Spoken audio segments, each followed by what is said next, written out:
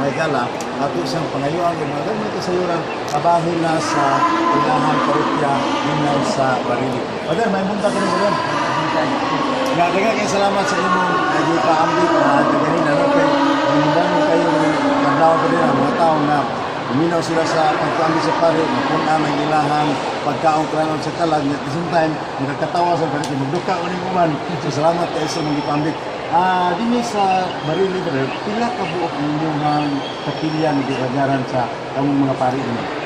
Ang kapilya nga amo ang sakop sa parokya na rin sa Santa Ana, ang Paris, kung sobrang simple ka kapilya. So, ang pinagkalayo nga ako ang natuan na kapilya, mautong kang pa sa mabot sa more than 10 kilometers away from the Barili Church. Oh, okay. So, brother, naisingpin ta kapin ka mga kapilya. Nga, nini mga singpin ta kapin ka kapilya, pila ka mga kapilya nila po ang inyo ang hatagan o Santos ni Misa matag Domingo. Naaiduha ka pariyo nga maot tuon ang kapilya mao ni ang kapilya sa Kagan o kapilya sa Bunting every 10 a.m. sa every Sunday. Yanig sa kagay niya, bunting. No?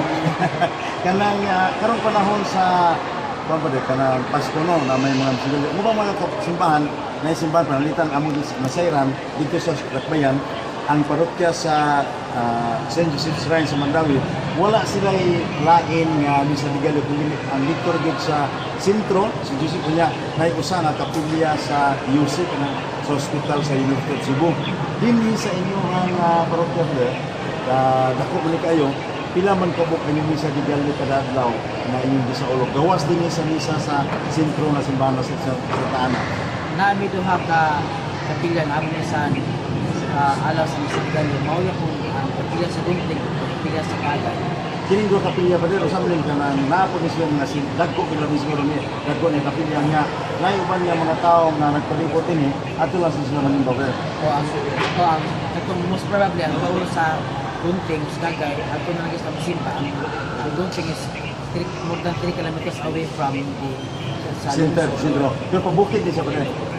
Dili kayo sa bukid, medyo ka-level lang sa parokya. Asa man mas layo ang Kagay o ang Bunting? Mas layo ang Kagay kaya maabot siya og na 10 with 4 kilometers. Okay.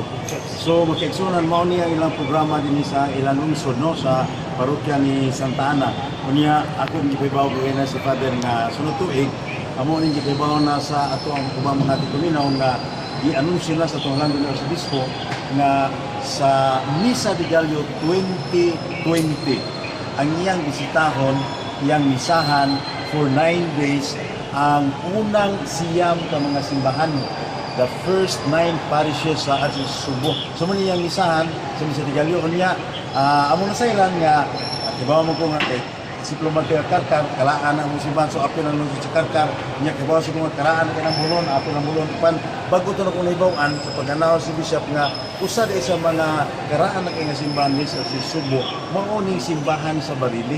Mao nga in 2020 magkagsunan, dili man ginhapon gud sa tuig mobalik-balik ni sa usa ka parokya lagsa kang mitabo. So in 2020 mobalik mi dinhi aron sa pagsibya buhing paghulagway no sab sa inyong Misa de Gallo apan this time ang mumisa na mga kalangdon nga arsobispo. Kini Father may kalandigitan ni sa atong pagpahandam sa 500 years of Christianity.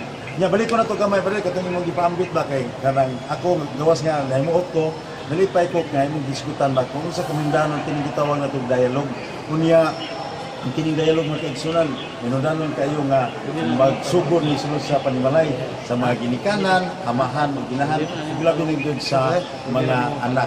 Pero din sa inyong parokya, gawas ni ining mga kalihukan karon sa Misa de Gallo, amo mga nakita nga naasad mo daygon kung sa may mga proyekto dahil nga inyong gipangandaman karon alang sa inyong parokya, amo hinungdan nga doon na sa may gamay nga kalihukan nga fundraising sama panalit sa daygon nga hitabo kaganina pag humandod sa Santos nga misa. Kini among daygon rin nasugod digid pagsugod pag sa Misa de Gallo alang sa mga project. Kung daghan projects pero among i-focusan karon ang project about sa parking lot. Dahil kay mga manimbahay nga rin nga sa asa lang ang parking kaya delikado sa mga tao maiagi sa kaya rin disturbo ko sa mga tao nga manimbahay naging alat kanila sa Jurang Misa na parking lot. So kini ang inyong proyekto nga parking lot, Father, naan ni himutang atubangan kilid sa simbahan, yuta ni sa parokya. Yuta Inis Parokya. Okay, maayo na sa Father, kay usahay, tinuod yun na kay naa dito sa Cebu, na may kapila dito sud sa San Carlos University niya. Daghang manimba niya, muta na mga tao, nganong ganahan mong manimba niya, na may mas doon inyong kata. Father, ganahan kami sa among simbahan, pag-udaw, problema, Father, kay way parking, yung ato sa compound sa San Carlos University sa Talamban, dako wanang sa parkingan mo gaso tinuod pa rin nindot na sa mga proyekto so atong anyo atong proyeksyon na minaw karon ilabi na gid ang makaisyon nato nga naa sa Barili ug katong bili wa diri sa Barili to naa sa inasod no pwede gyud mo mohatag og tampo sa parokya para matabangan ang proyekto nga alang sa kayuhan sa katawhan dinhi sa Barili. So Father, thank you kay sa tanan.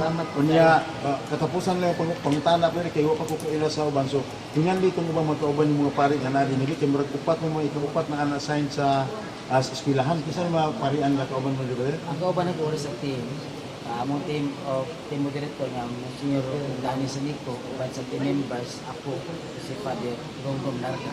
Ang pari po na nasa sa eskwelahan o si Father Raymond Chan. Raymond Chan. Okay, pagkaigsunan atong nadungog si Father Renante Rabanes no atong higala pari dinhi sa usa sa mga kaparian nga nasa dinhi sa parokya ni Santa Ana sa lungsod sa Barili ni amoy nagsulod sa Misa ubinan ng ubos ng alagad si Father Bobby usab ni Father Filmar ug sa katapusan amo mong dapiton ug mga adlaw ang Santos nga Misa manukad sa parokya sa Santa Catalina de Alexandria ang parokya dina sa lungsod sa Dakbayan sa Karkar. So adto ang Santos nga Misa nya amo na nasayran nga ang magsaog Santos nga Misa mo si Monsignor Midfield de Leones ang pura paroko dito sa St. Joseph Parish. So